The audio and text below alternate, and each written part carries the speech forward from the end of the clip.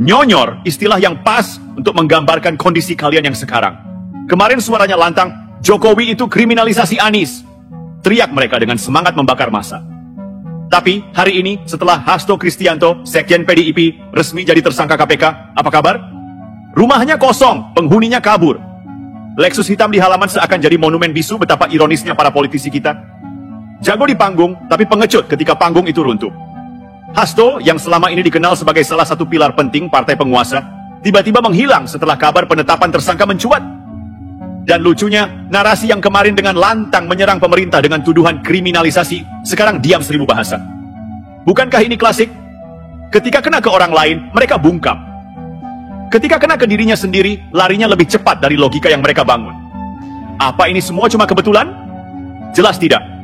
Ini adalah drama politik Indonesia, yang sudah jadi pola tetap.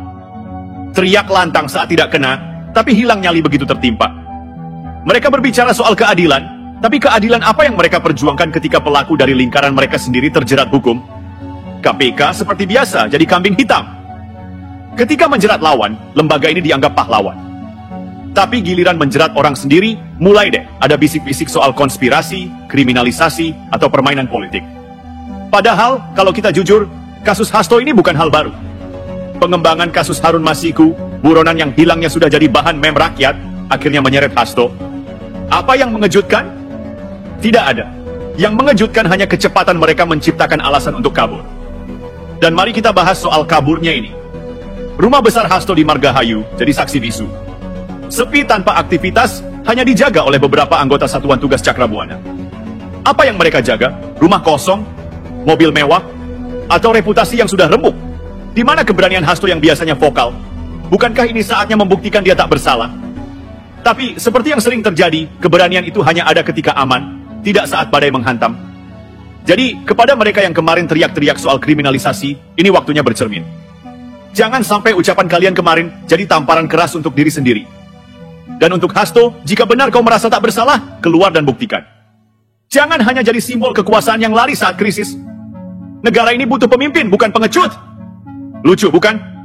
Ketika Hasto Kristianto ditetapkan sebagai tersangka oleh KPK, tiba-tiba muncul pernyataan dari kubu PDIP bahwa Megawati Soekarno Putri, sang ketua umum, berencana mendatangi Kapolri. Untuk apa? Meminta keadilan, menegakkan hukum, atau justru untuk menunjukkan bahwa partai terbesar di negeri ini bisa bicara langsung dengan penegak hukum tertinggi? Narasi ini semakin tajam menyayat logika publik.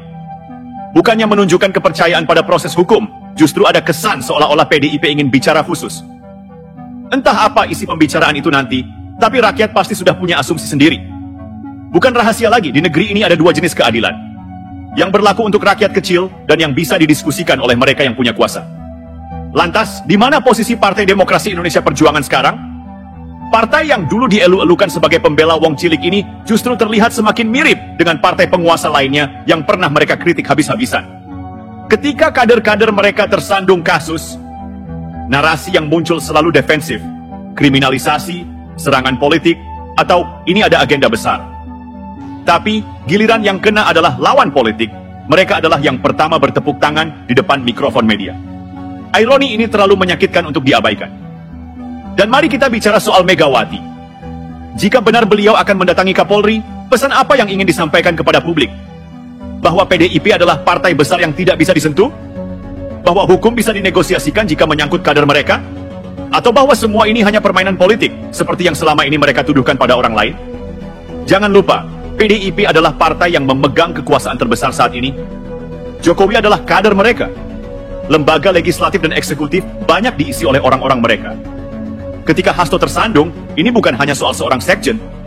Ini tentang bagaimana partai terbesar di Indonesia menghadapi persoalan hukum. Apakah mereka mendukung transparansi dan supremasi hukum, atau justru menggunakan kekuasaan mereka untuk menciptakan jalan keluar bagi kroni mereka? Megawati seharusnya tahu, tindakan seperti ini hanya akan semakin memperburuk citra PDIP. Jika dia benar-benar peduli pada partainya, dia harus membiarkan hukum berjalan apa adanya. Biarkan KPK bekerja tanpa intervensi. Biarkan publik melihat bahwa tidak ada yang kebal hukum, bahkan sekjen partai penguasa sekalipun. Tapi, jika Megawati tetap nekat bertemu Kapolri, ini akan menjadi presiden buruk. Rakyat akan semakin yakin bahwa hukum di negeri ini hanya berlaku bagi mereka yang tidak punya akses ke lingkaran kekuasaan. Jangan salahkan rakyat jika nanti muncul ungkapan, PDIP bukan pembela wong cilik, tapi pembela wong partai. Dan Hasto, jika kau benar-benar percaya pada keadilan yang sering kau teriakkan, berhentilah kabur. Pulang ke rumahmu yang kosong itu. Datangi KPK dan hadapi proses hukumnya. Jangan jadikan partaimu tameng, jangan biarkan rakyat semakin kehilangan kepercayaan pada partai yang dulu mereka pilih dengan penuh harapan. Karena jika tidak, ini bukan hanya soal Hasto, ini soal PDIP yang semakin kehilangan integritas di mata rakyat. Soal Megawati yang mungkin akan dikenang bukan sebagai pemimpin bangsa, tapi sebagai simbol dari arogansi kekuasaan. Dan soal hukum di Indonesia yang akan terus dipandang sebagai alat politik, bukan penegak keadilan. Kabar ini tentu menjadi pukulan berat bagi PDIP. Partai yang selama ini mendominasi panggung politik nasional kini dipaksa menghadapi kenyataan pahit bahwa tokoh pentingnya terlibat kasus korupsi. Lalu, bagaimana respons Megawati?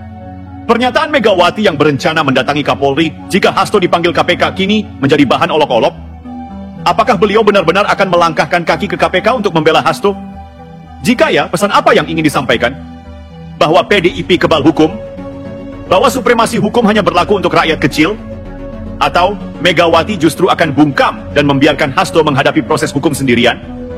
Jika ini terjadi, maka narasi tentang supremasi hukum yang sering didengungkan PDIP selama ini hanya akan menjadi slogan kosong. Ada satu hal yang menarik di sini. Kesombongan kekuasaan seringkali menjadi awal kejatuhan. Ketika PDIP mengklaim sebagai partai yang taat hukum, rakyat hanya bisa mengernyitkan dahi. Apakah taat hukum itu berarti siap melindungi kadernya yang terjerat kasus? Tidak hanya itu, kisah ini juga menguak. Bagaimana kekuasaan seringkali digunakan untuk menekan atau mengontrol lembaga hukum. Kapolri tidak berani mengangkat telepon dari Megawati, kata beliau. KPK akan didatangi jika dianggap bertindak di luar batas. Pernyataan-pernyataan semacam ini menunjukkan bagaimana kekuasaan digunakan sebagai alat tawar-menawar dalam hukum. Kasus Hasto Kristianto ini adalah ujian besar bagi PDIP menjelang Kongres Juni mendatang. Narasi kriminalisasi dan politisasi kemungkinan besar akan kembali diulang-ulang oleh para petinggi partai. Namun, pertanyaannya, apakah rakyat masih percaya? Semakin banyak kader PDIP yang terseret kasus hukum, semakin jelas bahwa ada masalah sistemik dalam partai ini. Dan jika Megawati benar-benar ingin mempertahankan integritas partainya, beliau harus berani mengambil sikap tegas.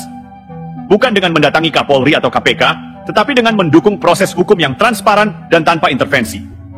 Di tengah semua ini, rakyat hanya bisa berharap pada satu hal. Pemberantasan korupsi yang benar-benar tuntas di bawah rezim baru. Presiden Prabowo memiliki tantangan besar untuk membersihkan sisa-sisa kasus korupsi yang tidak bisa diselesaikan di era sebelumnya.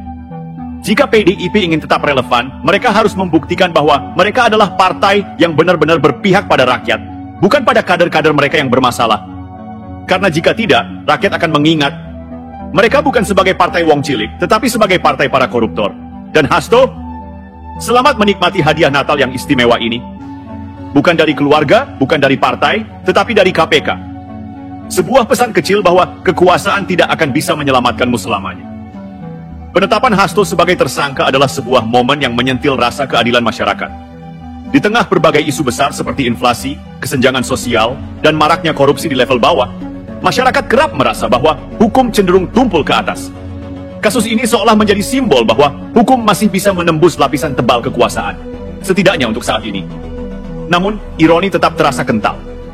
Selama ini, PDIP sering mengklaim sebagai partai yang menjunjung tinggi hukum. Bahkan Megawati kerap berbicara soal moralitas, integritas, dan pentingnya menjaga nama baik partai. Tetapi fakta-fakta di lapangan menunjukkan sebaliknya.